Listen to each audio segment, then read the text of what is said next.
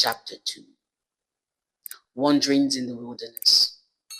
Then we turned back and set out toward the wilderness along the route to the Red Sea, as the Lord had directed me. For a long time we made our way around the hill country of Seir. Then the Lord said to me, "You have made your way around this hill country long enough. Now turn north. Give the people these orders. You are about to pass through the territory of your relatives, the descendants of Esau, who live in Seir. They will be afraid of you, but be very careful. Do not provoke them to war, for I will not give you any of their land, not even enough to put your foot on. I have given Esau the hill country of Seir as his own. You are to pay them in silver for the food you eat and the water you drink. The Lord your God has blessed you in all the works of your hands. He has watched over your journey through this vast wilderness. These 40 years the Lord your God has been with you, and you have not lacked anything." So we went on past our relatives, the descendants of Esau, who live in Seir. We turned from the Arabah road, which comes up from Elath and Ezion-Gabar, and traveled along the desert road of Moab.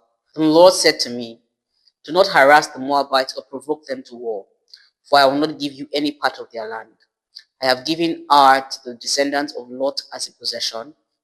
The Emites used to live there, a people strong and numerous, and as tall as the Anakites. Like the Anakites, they too were considered Rephaites, but the Moabites called them Emites.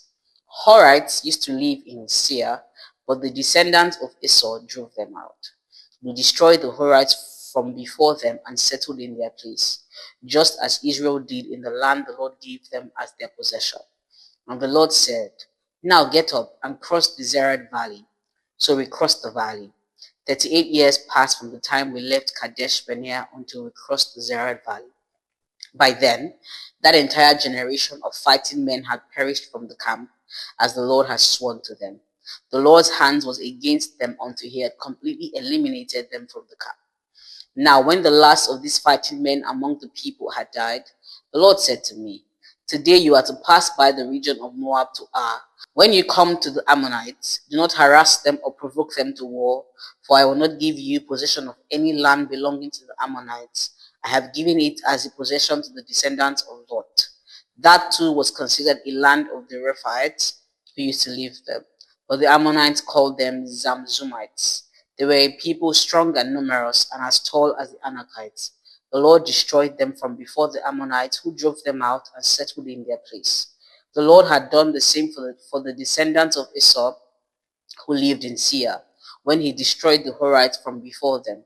They drove them out and have lived in their place to this day.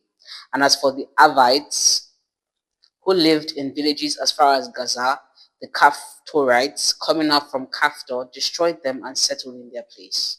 Defeat of Sihon, king of Heshbon.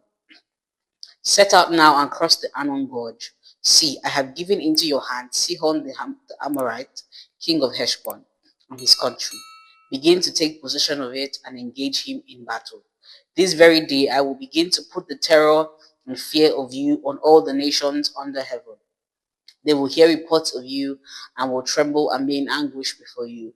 From the desert of Kedemoth I sent messengers to Sihon, king of Heshbon, offering peace and saying, 'Let us pass through your country. We will stay on the main road. We will not turn aside to the right or to the left. Sell us food to eat and water to drink, for they are prized in silver. Only let us pass through on foot.' As the descendants of Esau, who live in Seir, and the Moabites, who live in Ar, did for us, until we crossed the Jordan into the land the Lord our God is giving us. But Sihon, king of Heshbon, refused to let us pass through, for the Lord your God had made his spirit stubborn and his heart obstinate in order to give him into your hands, as he has now done. The Lord said to me, 'See, I have begun to deliver Sihon and his country over to you. Now begin to conquer and possess his land.' When Sihon and all his army came out to meet us in battle at Jahaz, the Lord our God delivered him over to us, and we struck him down, together with his sons and his whole army.